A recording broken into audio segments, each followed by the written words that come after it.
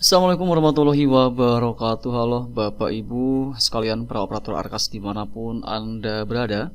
Kali ini kita kembali akan menjawab pertanyaan yang masuk di video kita. Ini masih seputar perubahan anggaran dan dana tahap 2 ya.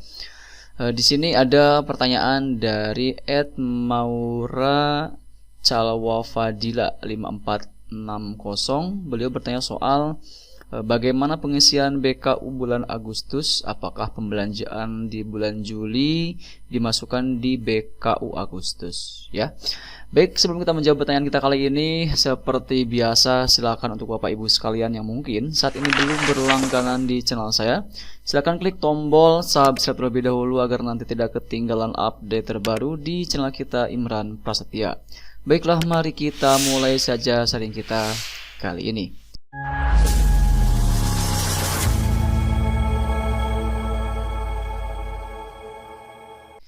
Sekarang seperti biasa kita akan masuk dulu ke aplikasi Arkasnya dan kita akan masuk ke bagian fitur penata usahaan ya. Nah, di sini kita akan coba jelaskan berdasarkan pertanyaan tadi, di mana pertanyaan tadi adalah jika seandainya di bulan Agustus ini terjadi sebuah pencairan, sementara di bulan Juli kemarin kita sudah tutup BKU. Nah, apakah untuk rencana pembelanjaan di bulan Juli ini harus kita laporkan di bulan Agustus atau tidak? Ya, kurang lebih mungkin pertanyaannya seperti itu. Jadi begini Bapak Ibu sekalian ya. Dikarenakan untuk dana tahap 2 ini cairnya itu atau disalurkannya itu di bulan Agustus ini, maka tentu meskipun di bulan Juli kemarin kita tidak membuat sebuah laporan pembelanjaan dikarenakan tidak ada anggaran yang masuk, jadi rencana pembelanjaan pun tentu tidak kita realisasikan.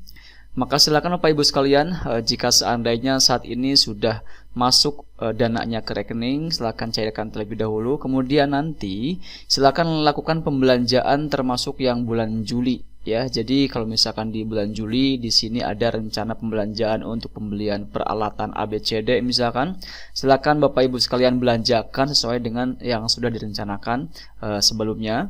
Kemudian nanti dilaporkannya di mana? Ya, dilaporkannya adalah di bulan Agustus ini. Jadi meskipun di rencana kegiatannya itu adanya di bulan Juli, sebagai contoh misalkan di sini kita di bulan Juli ini ada anggaran untuk direncanakan untuk pembelian bahan habis pakai seperti misalkan HPS, kemudian ada serutan pensil, ada token dan lain-lain. Di bulan Juli ya, maksudnya di bulan Juli ini, maka dikarenakan dananya itu belum masuk di bulan Juli dan baru masuk di bulan Agustus ini, maka semua rencana di bulan Juli ini silahkan direalisasikan, dibelanjakan ya di bulan Agustus setelah terjadi pencairan seperti itu dan laporkan di bulan Agustus. Nah, bagaimana cara untuk melaporkan rencana pembelanjaan di bulan Juli yang dilaksanakan atau yang direalisasikan di bulan Agustus ini? Caranya ini sangat mudah Bapak Ibu sekalian ya, yaitu silakan setelah masuk ke bagian penata usahaan, pilih bulan Agustus, kemudian lakukan penarikan terlebih dahulu. Jadi dikarenakan di tempat kita untuk dananya ini belum masuk di Arkas ya, jadi kita masih belum bisa melakukan penarikan. Maka silakan untuk Bapak Ibu sekalian yang dananya sudah masuk di rekening, kemudian sudah masuk di Arkasnya juga, silakan tarik tunai terlebih dahulu ya. Tarik tunainya itu sesuaikan tanggalnya sesuai dengan tanggal penarikan dari banknya, tanggal berapa. Misalkan Bapak Ibu sekalian menarik uangnya itu dari rekening, dibikin cash misalkan ya, diambil tunai itu di tanggal 4 Agustus misalkan, atau mungkin di tanggal berapa ya, di tanggal 18 Agustus kemarin. Nah, di sini tarik dulu ya, kemudian masukkan nominal penarikannya berapa, apakah langsung ditarik semua atau mungkin sebagian dulu, masukkan nominalnya di sini. Ya, di sini tertulis masih 0 ya, dikarenakan saat ini di tempat kita di Arkasnya belum ada penambahan dana untuk tahap 2. Kalau misalkan sudah ada penambahan dana, tentu di sini akan tertulis nominal yang bisa kita gunakan atau bisa kita tarik seperti itu ya. Jadi silakan lakukan penarikan terlebih dahulu. Kemudian setelah itu silakan Bapak Ibu sekalian mulai melaporkan pembelanjaan mulai dari mulai dari Juli hingga Agustus ya. Jadi utamakan dulu untuk pelaporan pertama ini yaitu pembelanjaan di bulan Juli ya, atau pembelanjaan yang kita rencanakan di bulan Juli meskipun kita baru membelanjakannya di bulan Agustus ini. Kita langsung tambahkan pembelanjaan ya. Kemudian di sini masukkan tanggal pembelanjaan realnya itu kapan. Jadi misalkan di rencana bulan Juli itu tadi kita sebut ada pembelanjaan untuk pembelian HPS ya, dan ternyata Juli belum ada anggaran masuk Agustus, maka kita belikan HPS-nya itu di bulan Agustus tanggal misalkan tanggal 15 ya. Tanggal 19-nya misalkan ya, kita tarik tanggal 18, kemudian kita mulai pembelanjaan di tanggal 19 Agustus misalkan. Nah, kemudian di sini tentu bisa kita pilih tunai ya. Ini pasti nominalnya akan bertambah kalau kita sudah melakukan penarikan tunai ya. Nah, kemudian di sini Bapak Ibu sekalian centang jika seandainya pembelanjaan ini tidak memiliki toko. Ya misalkan Bapak Ibu sekalian beli HPS yang tidak terpakai di temannya misal ya. Tapi kalau misalkan kita sarankan ya belinya di toko lah biar nanti ada kwitansinya. Jadi kita akan ambil toko di sini ya. Kita tidak akan centang yang ini karena kita belanjanya itu di toko misalkan. Di sini kita belanjanya di toko terdekat misalkan di mana gitu ya, alamatnya di mana, nomor teleponnya berapa gitu kan, seperti itu. Nah kemudian di sini tadi sebentar ya, kalau misalkan ada NPWP silakan bisa centang. Kalau ada isi ya, kalau tidak ada centang, maksudnya seperti itu. Kita lanjutkan di sini. Nah, jadi di sini silakan masukkan nomor notanya seperti biasa, kemudian tanggal pembelanjaannya berapa. Nah, kemudian di sini kita akan ambil contoh lain ya. Tadi kita jelaskan kalau misalkan kita membelanjakan untuk rencana anggaran di bulan Juli, kemudian kita mulai direalisasikannya itu di bulan Agustus ini, maka tentu untuk tanggalnya bisa sesuai dengan tanggal saat pembelanjaan di Agustus.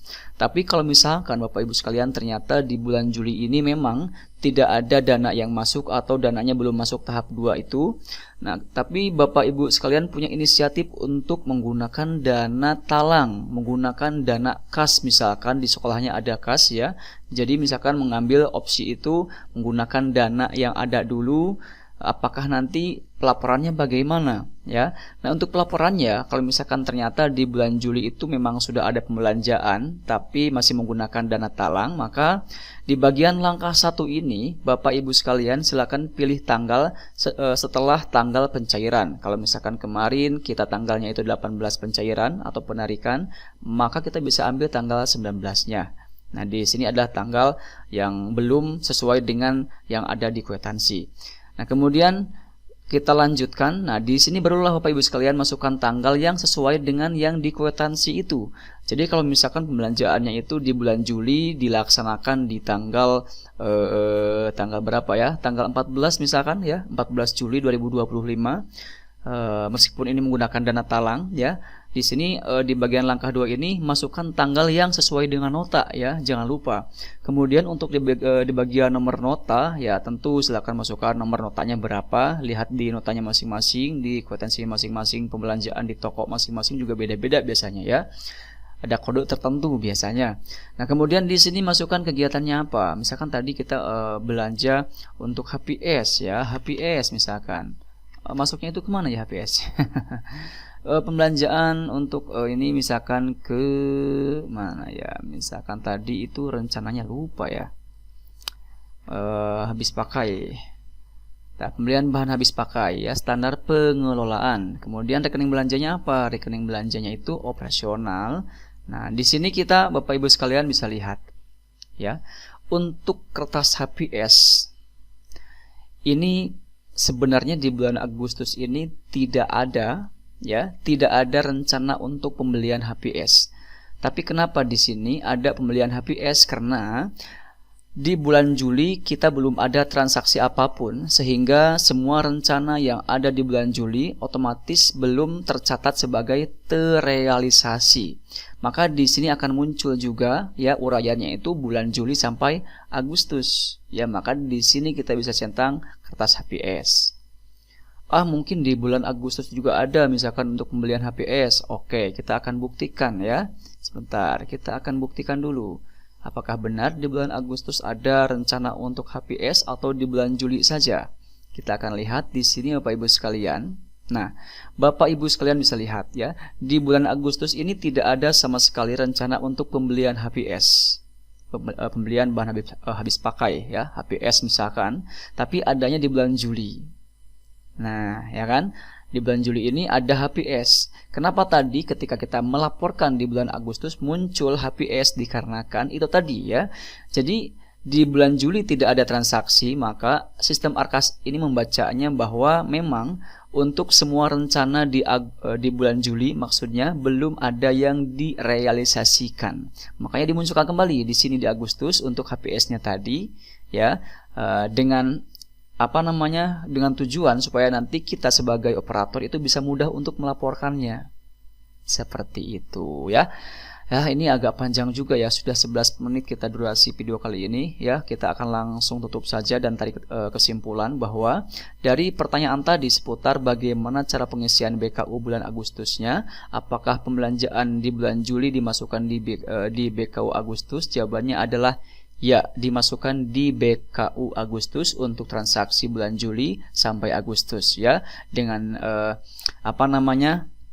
dengan catatan kalau misalkan di bulan Julinya ada transaksi tapi belum kita laporkan dikarenakan belum ada dana yang masuk atau dananya belum masuk untuk tahap 2, yaitu menggunakan dana talang dulu misalkan, maka silakan laporkan di Agustus, tapi untuk tanggal di bagian tahap 2, langkah 2-nya itu tadi yang diperlihatkan, itu pastikan sesuai dengan tanggal yang ada di nota pembelanjaan. Ya, jadi meskipun laporannya di Agustus, tetap di langkah 2-nya itu tanggal notanya itu pasti bulan Juli, harusnya seperti itu ya. Jadi kita bisa setting manual sesuai dengan nota yang kita punya. Ya, semoga ini bisa dipahami ya oleh Bapak Ibu sekalian, dan semoga ini bisa membantu Bapak Ibu sekalian yang mungkin punya pertanyaan yang sama seperti halnya yang ditanyakan di video kita kali ini. Terima kasih, sampai jumpa di sering kita berikutnya. Jangan lupa like, share, dan subscribe channel ini supaya tidak ketinggalan update terbaru yang kita update di channel Imran Prasetya. Wassalamualaikum warahmatullahi wabarakatuh.